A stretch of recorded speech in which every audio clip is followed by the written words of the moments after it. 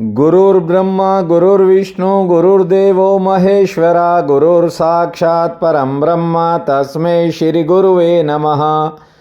नीलाम्बुजश्यामलकोमलाङ्गं सीतासमारोपित्वामभागं पाणौ महासायकचारुचापं नमाविरामं रघुवंशनाथम्।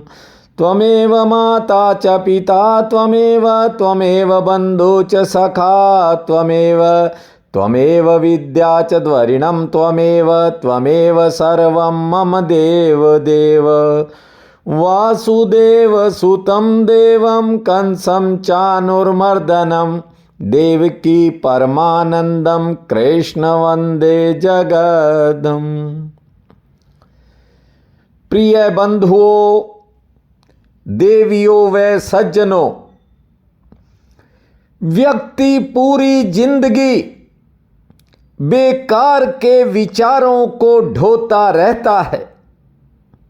सोचता है कोई दूसरी पत्नी होती, किसी अन्य से शादी कर ली होती तो बात ही कुछ और होती।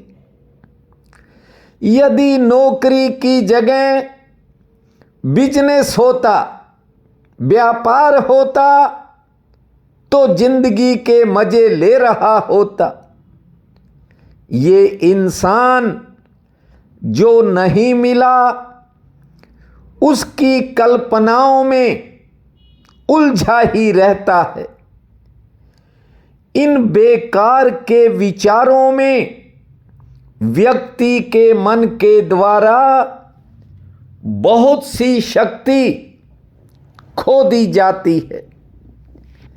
जो मिला है उसमें संतोष न करने के कारण इंसान में बेचैनियां पैदा होती हैं, और जब जीवन के अंतिम पड़ाव तक पहुंचता है तब हाथ भी खाली खाली मालूम पड़ते हैं। शास्त्र कहते हैं हर विचार छेद है, उसमें आपकी कीमती ऊर्जा खो रही है। जानते हो, 1000 हाथ थे बानासुर के, लेकिन उसमें भी संतोष नहीं था। आखिर काटकर 4 करने पड़े थे। इसलिए कहता हूं, व्यर्थ के विचारों में मत उलझो। जानते हो, जब कोई छेद वाली बाल्टी पानी भरने के लिए कुएं में डालता है तो वह बाल्टी कुएं में जाकर डूब तो जाती है, एक बार उसमें पानी भी भर जाता है, किंतु ऊपर आते आते बाल्टी खाली हो जाती है। पानी की चाह में व्यक्ति खींचता खींचता थक जाता है, लेकिन बाल्टी हर बार ऊपर आते आते खाली हो जाती है। ये मैं नहीं कह रहा, करोड़ों लोगों का अनुभव कहता है। जिंदगी भर भरने की कोशिश में लगे रहे, पूरी जिंदगी खींचते रहे, किंतु हाथ आते आते सब खाली। अपने आप को कभी छोटा मत समझो। ये जो तुच्छ चीजें हैं, मामूली चीजें हैं संसारिक, इनकी चाह में अपने आप को नीचे मत गिराओ। इस जगत की जो भगवत सत्ता है वो आप हो। क्योंकि उस परम ब्रह्म का एक अंश आपके भीतर बैठा है। आप किसी समुद्र से कम नहीं हो। ऊर्जा के खोने वाले छिद्रों को बंद करना है। ये मत सोचो कि मुझे ये नहीं मिला, वो नहीं मिला, या मुझे कम मिला, या मुझे ज़्यादा मिलना चाहिए था, मेरी योग्यता तो बहुत ज़्यादा है, मिला बहुत कम है। ऐसे ख्याल बेकार की टेंशनें खड़ी करते हैं। इंसान के भीतर बेचैनी पैदा करते हैं। भगवान श्री कृष्ण कहते हैं, संतोषम परमम सुखम। संतोष ही परम सुख है, बड़ा सुख है। हमेशा ऐसे सोचो कि हे करुणा निधान, मैं तो इसके काबिल तक नहीं था, फिर भी आपने कृपा करके मुझे दिया। इसके लिए मैं सदा आपका कृतज्ञ रहूँगा, ऋणी रहूँगा। हर जन्म में आपका भजन और स्मरण करूँगा। ये जो असंतोष की भावना है, इसे जितनी जल्दी छोड़ दोगे, शेष जीवन आनंद में बीतेगा। परमात्मा कभी पक्षपात नहीं करता।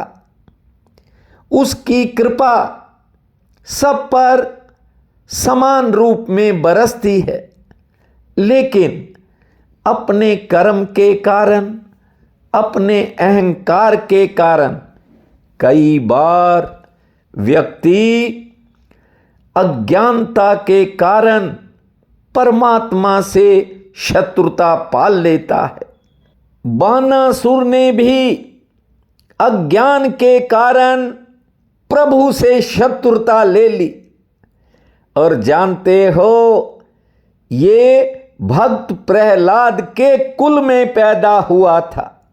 और भगवान शंकर ने जब श्याम सुंदर की स्तुति की तो वासुदेव नंदन हंस के कहते हैं, हे भोलेनाथ, मेरे तुम्हारे में भेद समझने वाला मनुष्य नरक भोगेगा। कोई भेद नहीं है।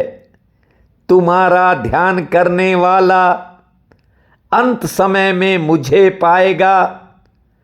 और तुम्हारे कहने से ही हमने बानासुर को चतुर्भुजी रूप बनाया, जिसको तुमने वरदान दिए थे।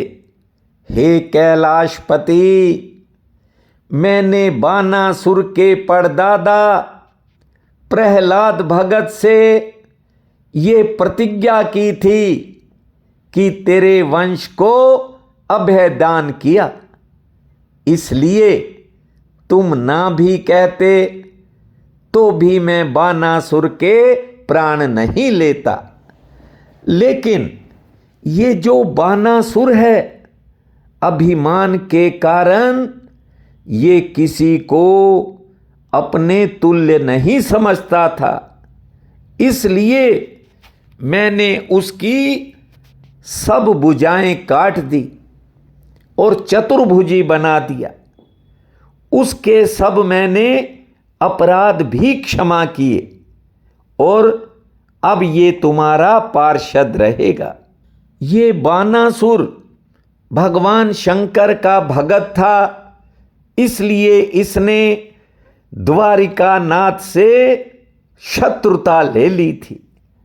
भगवान शंकर ने जब देखा कि ठाकुर प्रसन्न हो गए हैं, अब जो हैं वे अपने भगत के लिए प्रार्थना करते हैं और कहते हैं, हे बैकुंठनाथ, जिस तरह आपने कृपा करके अपना दर्शन दिया, उसी तरह अपने चरणों से मेरा घर पवित्र कीजिए। जानते हो, अनिरुद्ध को उषा से विवाह कर अपने साथ ले जाइए। अपनी बेटी दी है। वृंदावन विहारी प्रद्युमन समेत बानासुर के घर गए।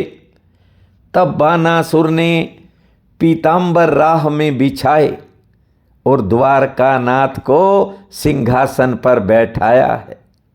उनके चरण धोए, हाथ जोड़कर विनय किया, हे दीनानाथ, जिन चरणों का दर्शन ब्रह्मा और महादेव आदि देवता सनकादिक ऋषियों को जल्दी से ध्यान में नहीं मिलता, आज मुझे उन चरणों को धोने का अवसर मिला है। बानासुर कहता है, हे प्रभु, इन चरणों को धोकर ब्रह्मा जी ने उस जल को कमंडल में रखा। महादेव जी ने उसी जल को अपने सिर पर चढ़ाया और भागीरथ ने तपस्या करके अपने पूर्वजों को तारने के लिए उस जल को धरती पर लाए और संसारिक जीवों का उद्धार किया। हे प्रभु, संसार में आपके चरणों का जल ही गंगा जल के नाम से प्रसिद्ध हुआ। बानासुर स्तुति कर रहा है और उस समय जो है प्रभु प्रसन्न हो रहे हैं। बानासुर ने अपनी बेटी उषा का विवाह अनिरुद्ध के साथ किया है। बहुत हाथी, घोड़े, कपड़े, बर्तन, सोना, चांदी, ये सब दहेज में दिए हैं। द्वारकानाथ को सौंप दिया है और श्याम सुंदर ने बानासुर को धैर्य देकर अपनी ओर से एक बार फिर राजगद्दी पर बैठा दिया। इसलिए कहता हूं कि व्यक्ति के विचारों से कुछ नहीं होता। जब परमात्मा करने पर आता है, जब वो द्वारिका नाथ की कृपा होती है, सब काम अपने आप होने लगते हैं। श्री कृष्ण गोविंद हरे मुरारी, हे नाथ नारायण वासुदेवा। श्री कृष्ण गोविंद हरे मुरारी, हे नाथ नारायण वासुदेवा। हे नाथ नारायण वासुदेवा, हे नाथ नारायण वासुदेवा। श्री कृष्ण गोविंद हरे मुरारी, हे नाथ नारायण वासुदेवा। अहंकार एक ऐसी चीज है, अभिमान मनुष्य का वो शत्रु है जो कभी न कभी, कहीं न कहीं नुकसान जरूर देता है। ध्यान से सुनिए। नागकुल में नृग नाम का एक राजा था, बड़ा धर्मात्मा। जानते हो, प्रतिदिन इतना दान करता था, कोई सोच नहीं सकता था। आकाश के तारे गिने जा सकते हैं, लेकिन राजा नृग ने कितनी गौएं दान की होंगी, उनकी गिनती नहीं हो सकती। ऐसा श्रीमद् भागवत में लिखा है। ये धर्मात्मा राजा अनजाने में थोड़ा पाप करने से गिरगिट बन गया था और भगवान ने ही उसके अपराध को क्षमा किया। जानते हो, शुकदेव जी से परीक्षित ने पूछा। राजा परीक्षित शुकदेव जी से पूछते हैं कि इतना बड़ा धर्मात्मा राजा ऐसा कौन सा अपराध कर दिया कि उसकी ये दशा हुई। ध्यान से सुनो। प्रतिदिन हजारों गौवें दान देता था। एक दिन क्या हुआ, उसकी दान दी हुई गऊ भागकर उन गऊओं में मिल गई जो राजा ने दूसरे ब्राह्मण को देनी थी। अब दान तो दे दिया, चले गए, लेकिन जिसको वह पहले दान में मिली थी, जिस ब्राह्मण को वह पहले दान में मिली थी, उसने दूसरे ब्राह्मण को रास्ते में रोक लिया। दोनों आपस में झगड़ा करने लगे और करते करते राजा के पास आ गए। जिस पहले ब्राह्मण को राजा ने गऊ दी थी, उसने राजा से कहा कि हे राजन, आपने गो जो है स्वस्ति बोलकर संकल्प देकर मुझे दिया था। गऊ हमारे प्राण के समान है, अब ये आपने दूसरे को कैसे दान दे दी। राजा समझ गया और कहने लगा, आप 1,00,000 गौएं ले लो और मेरे अपराध को क्षमा कर दो। लेकिन वो था क्रोधी ब्राह्मण, उसने गऊ को तो छोड़ दिया और अपने घर चला गया। राजा उदास हो गया। राजा से ये अनजाने में गलती हो गई। मन में सोचता है राजा कि इस अधर्म को छुड़ाने के लिए मैं क्या करूं। उसने बहुत से पुण्यदान किए और कुछ समय बाद राजा मर गया। यमदूत उसे धर्मराज के पास ले गए। जानते हो, इतना बड़ा धर्मात्मा राजा था कि धर्मराज ने सिंहासन पर बैठाया और कहने लगे कि आपके पुण्य बहुत हैं, लेकिन एक छोटा सा पाप हुआ है, उसका दुख भोगना पड़ेगा। अब ये बताओ, पहले पुण्य का फल भोगोगे या पाप का फल? जो आप चाहो वैसा हो जाएगा। अब जो है राजा नृग कह रहा है धर्मराज से कि अनजाने में मैंने दान दी हुई गऊ को फिर से किसी दूसरे ब्राह्मण को संकल्प दे दिया था और उस ब्राह्मण ने मुझे श्राप दिया था कि तुझे गिरगिट होकर अंधेरे कुएं में रहना पड़ेगा। जब मैं रोया तो उस ब्राह्मण ने कहा कि द्वापर के अंत में जब भगवान कृष्ण का अवतार होगा तब वे तुझे दर्शन देंगे और तब तेरी मुक्ति होगी। राजा ने कहा कि पहले मैं पाप का फल भोगना चाहता हूं। बस फिर क्या था, धर्मराज के मुख से निकलते ही राजा गिरगिट होकर कुएं में गिर पड़ा और वहीं रहने लगा। जानते हो, ये उन दिनों की बात है जब भगवान कृष्ण के पुत्र प्रद्युम्न अपने यदुवंशियों को लेकर अहेर खेलने जाते थे। एक दिन एक बालक प्यासा था। वह पानी के लिए कुएं पर गया। क्या देख रहा है, एक गिरगिट से पूरा कुआं भरा है।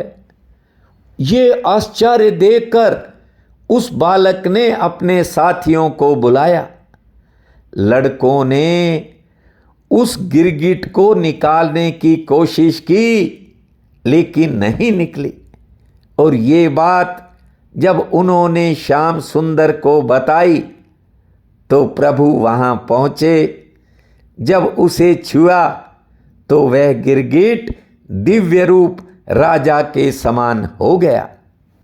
कुएं के बाहर आते ही हरि चरणों में गिर गया, हाथ जोड़कर बोला, हे बैकुंठनाथ, आपने मुझे महाविपत्ति में, बड़े दुख में दर्शन देकर कृतार्थ किया है।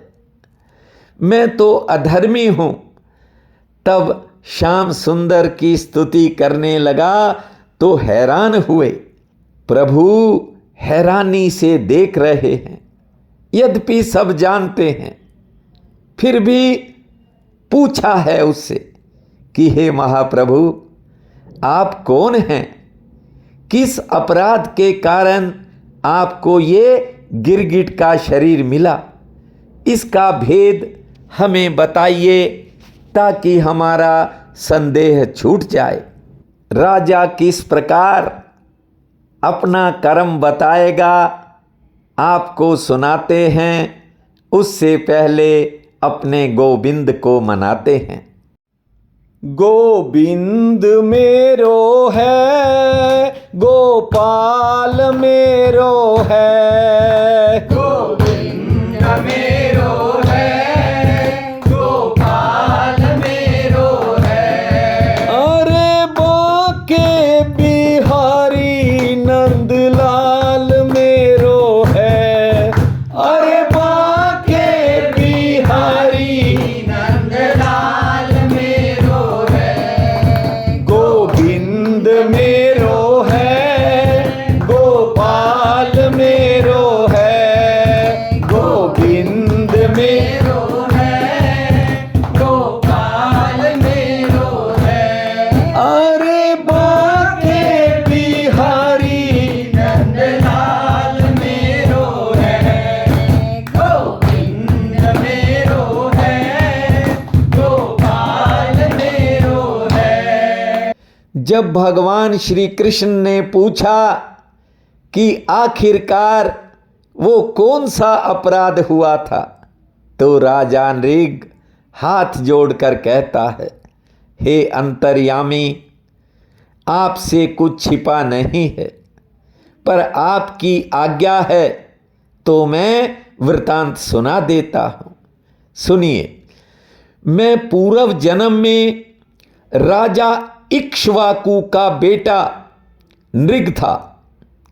नित्य 10,000 गौ विधि पूर्वक गृहस्थ और वेद पाठी ब्राह्मणों को दान देता था। गौ के सिवा मैंने बेघर लोगों को बड़ी संख्या में मकान बनवा करके दिए। ब्राह्मणों की कन्याओं का विवाह करवाता था और बड़े बड़े अन्न के ढेर देवस्थानों पर दान करता था। हे महाप्रभु, मैंने जीवों को पानी पिलाने के लिए बड़े बड़े जलाशय बनवाए। जगत में मेरे शुभ कर्म की बड़ी कीर्ति हुई, मैं आपको नहीं बता सकता। लेकिन एक दिन ऐसा संयोग हुआ कि मेरी दान दी हुई गऊ जो थी वो ब्राह्मण के यहाँ से भाग आई, और जो गौएं मैंने दूसरे दिन दान देने के लिए मंगवाई थी वो गलती से उनमें जाकर मिल गई। और जब मैंने दूसरे ब्राह्मण को उसका संकल्प दे दिया तो पहले को पहचानने के बाद, यानी पहले ने पहचान लिया, उनमें झगड़ा हो गया। हालांकि मैंने झगड़े को समाप्त करने का प्रयास किया, बहुत सी गायें देने की बात कही, लेकिन उस ब्राह्मण ने मुझे श्राप दे दिया कि तू गिरगिट के समान सिर हिलाता है, इसलिए गिरगिट हो जा। कुछ दिन बाद जब मैं मर गया तो उसी श्राप से धर्मराज ने मुझे गिरगिट का शरीर देकर इस कुएं में डाल दिया। जाते जाते उस ब्राह्मण ने कहा था, श्री कृष्ण के दर्शन पाने से तेरी मुक्ति होगी। हे प्रभु, उस दिन से आपके दर्शनों की अभिलाषा रखता था। आज आपने दर्शन देकर मेरा उद्धार किया है। जिस तरह मुझ अधर्मी को अपना दर्शन देकर कृतार्थ किया, उसी तरह दयालु होकर ऐसा वरदान दीजिए कि आपके चरणों की भक्ति हर जन्म में बनी रहे। कोई कुछ मांगता है, कोई कुछ मांगता है। हर दिन परमात्मा से कहता हूँ कि मेरे गले को ठीक रख। आप सुन ही रहे हो। अब जो जो समय नज़दीक आ रहा है, ये गला जवाब देता जा रहा है। फिर भी मेरा प्रयास है कि कोई भी ऐसा श्लोक ना रहे जिसको मैं ना सुना पाऊँ। प्रयास है मेरा, शेष तो भूमा भगवान की मर्जी पर निर्भर है। जब द्वारिका नाथ ने राजा नृग को उस गिरगिट की योनि से छुड़ाया और इच्छा पूर्वक वरदान देकर विदा किया, जानते हो, उत्तम विमान पर बैठकर देवलोक को गया। परमात्मा की कृपा जिस पर हो जाती है, याद रखना, कोई दूसरा उसका कुछ नहीं बिगाड़ सकता। गलती हो जाती है। आपको कहा कि राजा नृग को गिरगिट बनना पड़ा, लेकिन ऐसा नहीं है कि खाली इस गलती के कारण। अब ध्यान से सुनिए बात को। राजा परीक्षित ने शुकदेव जी से फिर पूछ लिया कि एक बात तो आप मुझे समझाओ कि राजा नृग इतना बड़ा धर्मात्मा, इतने दान पुण्य करता था, इतना प्रतापी राजा, अनजाने में थोड़ा सा पाप हो गया। पाप तो क्या, गलती हो गई, लेकिन उसको इतना बड़ा दंड क्यों मिला? तब शुकदेव जी कहते हैं, राजा नृग को अपने दान धर्म करने का हर वक्त अभिमान रहता था। इसी कारण उसकी ये गति हुई। जीवन में व्यक्ति छोटा सा करके सोचता है कि मैंने पता नहीं क्या कर दिया। अरे इंसान क्या करेगा? परमात्मा देगा तभी तो इंसान आगे करेगा। यदि परमात्मा ही ब्रेक लगा देगा तो आप बताओ कोई क्या कर सकता है? श्रीमद् भागवत कथा में लिखा है कि दान देने के बाद सोच भी नहीं करनी चाहिए, अन्यथा 60,000 वर्ष तक नरकों में कीड़ों की योनि मिलती है। उसके बाद नीच जाति में जन्म मिलता है और कई बार गर्भपात होकर फिर व्यक्ति कंगाल और रोगी पैदा होता है। राजा नृग की दशा देखकर इस बात को सत्य समझना चाहिए। जीवन में परमात्मा ने दिया है तो करो, यदि नहीं इच्छा मत करो, लेकिन करने के बाद पछताना नहीं चाहिए। और दूसरी बात, दान और धर्म का अभिमान नहीं करना चाहिए।